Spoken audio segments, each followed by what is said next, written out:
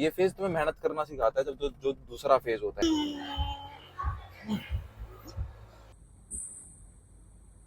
Just ये moment होनी चाहिए तुम्हारी, ऐसे नहीं होनी चाहिए, ये पैरेलल होनी चाहिए।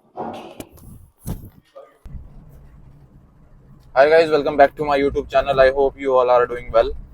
सो आज है डे 3 ऑफ कंसिस्टेंसी। जो मेरे को इंस्टाग्राम पे फॉलो करते हैं उन्हें पता होगा कि क्या चल रहा है। तो मैं 30 दिन का मैंने एक चैलेंज लिया है, जिसमें मैं इंस्टाग्राम पे भी फोकस करूंगा, अपने डाइट पे भी फोकस करूंगा, जिम पे भी फोकस करूंगा और यूट्यूब पे भी फोकस करूंगा। आई थिंक तुम्हें कैमरा ऐसे फ्लिकर होता हुआ दिख रहा होगा, बिकॉज सामने रोड थोड़ा खराब है, बट ठीक है।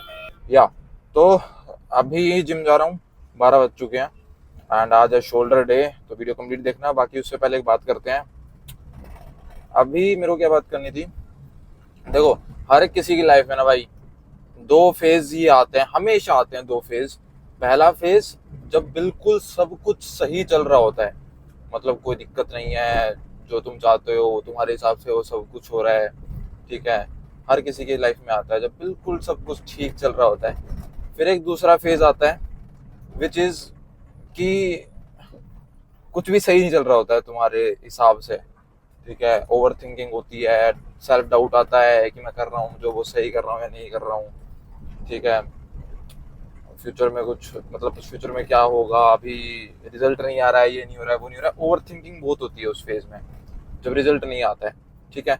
तो ये दो फेज हर किसी की लाइफ में आते हैं और मेरी लाइफ में आते रहते हैं। मतलब वैसे तो हर किसी की लाइफ में फिर दोनों फेज आते रहते हैं कि कभी तुम ग्रो करोगे, कभी तुम बिल्कुल डाउन रहोगे, ठीक है, रिजल्ट नहीं आएगा, ओवर थिंकिंग होगी। ये दोनों फेज मेरी लाइफ में रिपीटेडली चलते रहते हैं। मैं तुम्हें एग्जांपल देता हूँ। दिसंबर 2025 मेरा हाई फेज आया, मेरा इंस्टाग्राम ग्रो हुआ, मेरे पास ब्रांड आए, सब कुछ ठीक है। फिर एक लो फेज आया दिसंबर के मिड के बाद, फरवरी के मिड तक एक महीना। फिर एक हाई फेज आया, ठीक है। फिर एक लो फेज आया, अभी मार्च में फिर एक हाई फेज आया, और अभी आई थिंक मेरा फिर से वो लो फेज आ चुका है, विच इज मेरे लिए इंपॉर्टेंट है, क्योंकि उस फेज में मैं ज्यादा ग्रो करता हूँ जो मेरा लो फेज आता है, ठीक है। और कभी कभी ओवर थिंकिंग भी होती है, कर रहा हूँ जो सही कर रहा हूँ, सही हो रहा है या नहीं हो रहा है, ठीक है।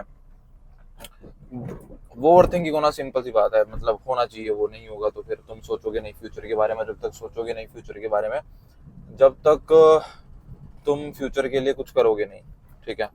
अगर तुम ये सोचोगे कि हाँ भाई ये तो चला जाएगा फेज, और तुम मेहनत नहीं करोगे, ये फेज तुम्हें मेहनत करना सिखाता है, जब जो दूसरा फेज होता है, ठीक है।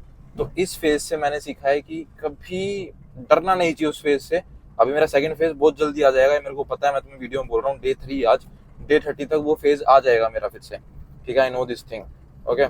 और ये फेज बहुत इंपॉर्टेंट होता है।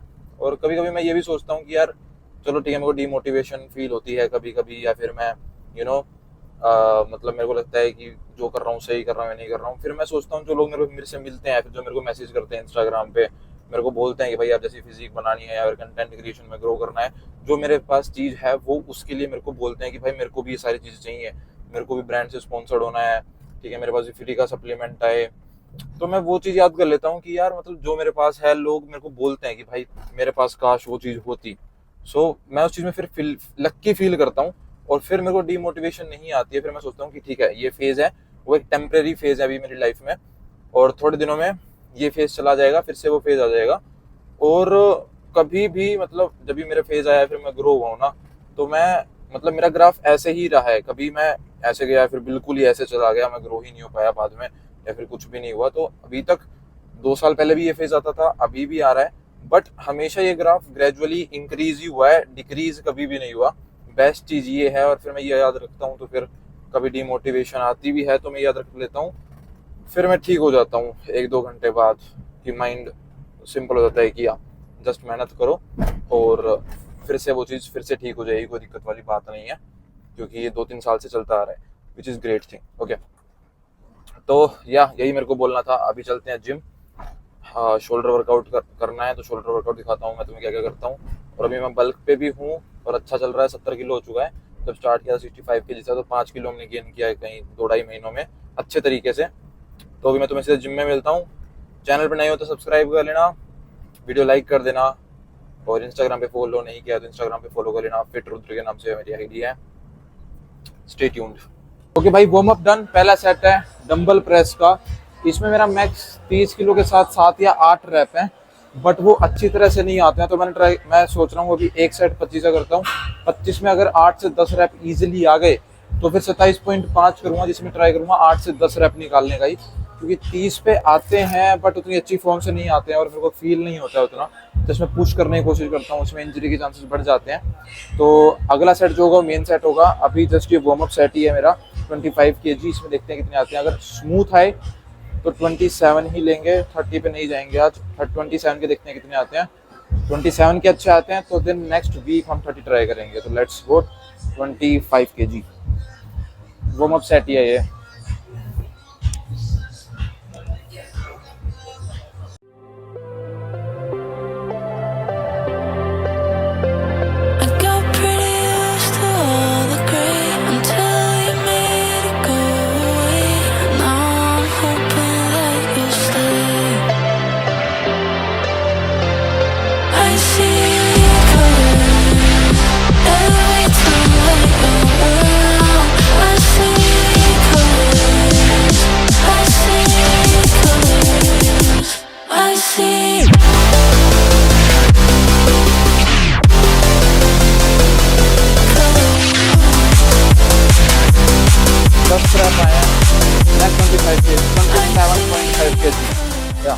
ओके 27.5 kg भाई। वैसे तो मैं पहले 30 किलो जाता था सीधा, 25 से 30 किलो, बट 30 किलो में मैंने नोटिस किया है कि मेरे 7-8 रैप तो आ जाते हैं, बट वो कंट्रोल नहीं होते हैं, आखिरी के 2 रैप बहुत मुश्किल से आते हैं।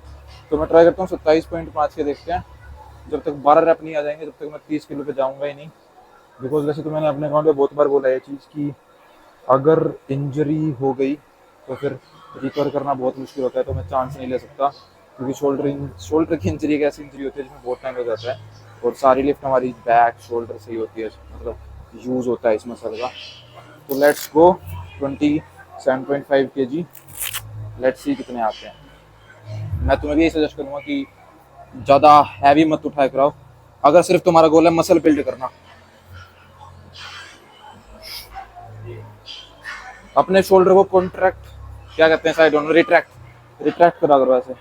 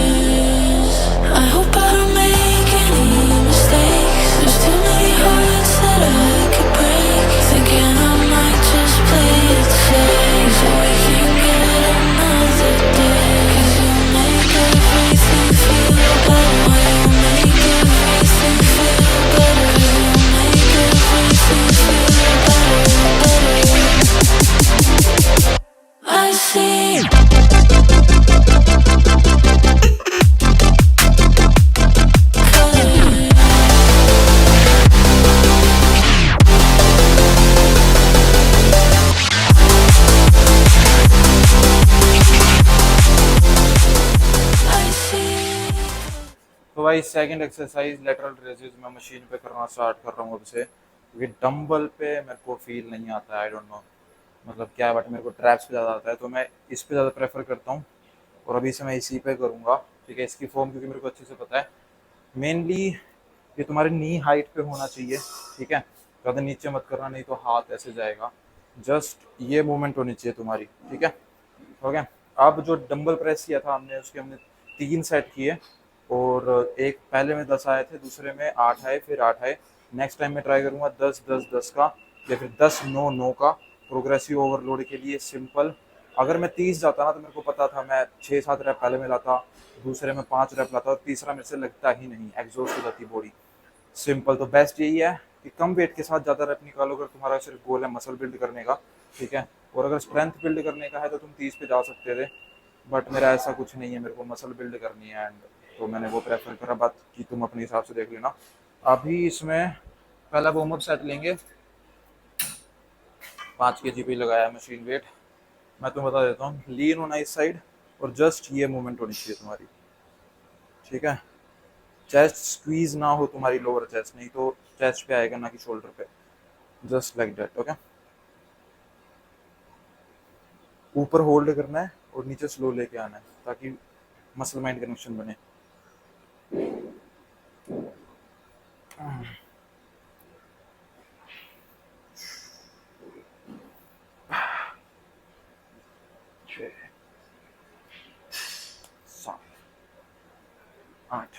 ओके, वार्म अप सेट है ये। बाकी साइड का भी करता हूँ, तुम अपने अकॉर्डिंग वेट देख लेना। या second exercise, first main set 5 kg। पिछली बार जो मैंने वार्म अप सेट किया वो 2.5 था। ये सेकंड प्लेट पे है, ठीक है। ट्राई करेंगे 8 से 10 रह पाए। अभी मैं सिर्फ ये 3 एक्सरसाइज करता हूँ और मेरे राउंड शोल्डर तुम्हें दिख रहे होंगे क्योंकि मेरा रियर डेल्ट भी स्ट्रॉन्ग है। अभी आगे बताऊंगा कि मेरा रियर डेल्ट कैसे स्ट्रॉन्ग है या फिर मैं कौन सी एक्सरसाइज करता हूँ, क्योंकि ये ही लोगों का ग्रो नहीं हो पाता है। मेरे बहुत दोस्त हैं जिनका ग्रो नहीं है, फिर मेरे से पूछते हैं भाई तेरा कैसे है। अब एक ट्रिक है जो मैं फॉलो करता हूँ इसके लिए, रियल डेल्ट के लिए। क्या ट्रिक है वो मैं नेक्स्ट एक्सरसाइज में बताऊंगा जब रियल डेल्ट की करूंगा। सिर्फ मैं 3 एक्सरसाइज करता हूँ शोल्डर के लिए। पहली डंबल प्रेस, दूसरी ये लेटरल रेजेस, डंबल से कर लो या फिर मशीन से करता हूँ, मशीन से प्रेफर करता हूँ। तीसरी आगे पता चलेगी तो वीडियो कंप्लीट देख लेना। पहला मेन सेट लगाते हैं।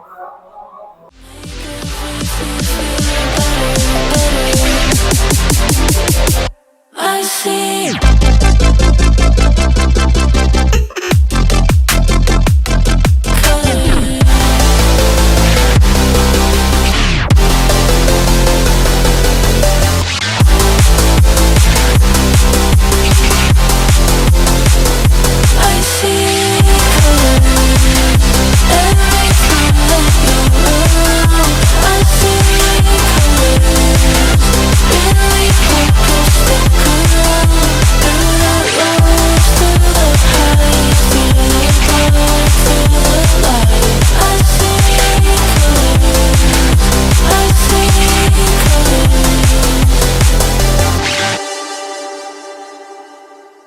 थर्ड एक्सरसाइज रियल डेल्ट के लिए reverse back fly.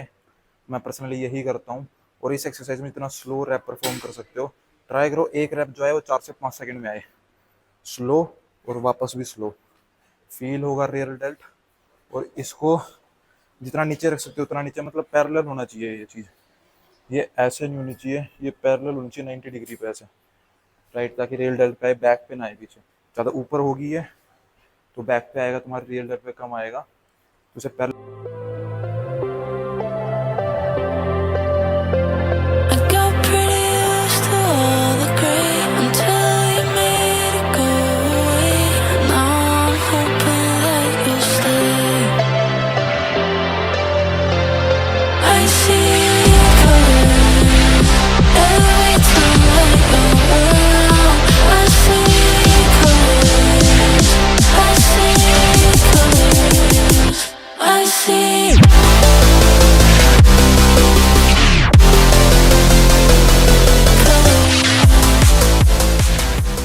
Okay guys, workout done. अभी जा रहा हूँ घर। 3 एक्सरसाइज मैं करता हूँ मेनली शोल्डर के लिए जो तुमने देखी, डंबल प्रेस, लेटरल रेजेस और रियल डेल्ट के लिए reverse back fly. Okay, simple.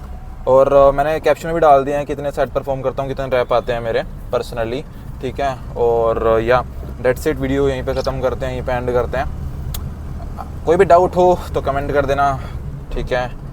और वीडियो अच्छी लगी हो तो फिर भी कमेंट कर देना। बाकी साथ में ग्रो करेंगे, साथ में बिल्ड करेंगे। इंस्टाग्राम पे फॉलो नहीं किया है तो फॉलो कर लेना, यूट्यूब पे सब्सक्राइब कर लेना। Let's grow together. मैं तुम्हें मिलता हूँ नेक्स्ट वीडियो में। बाय।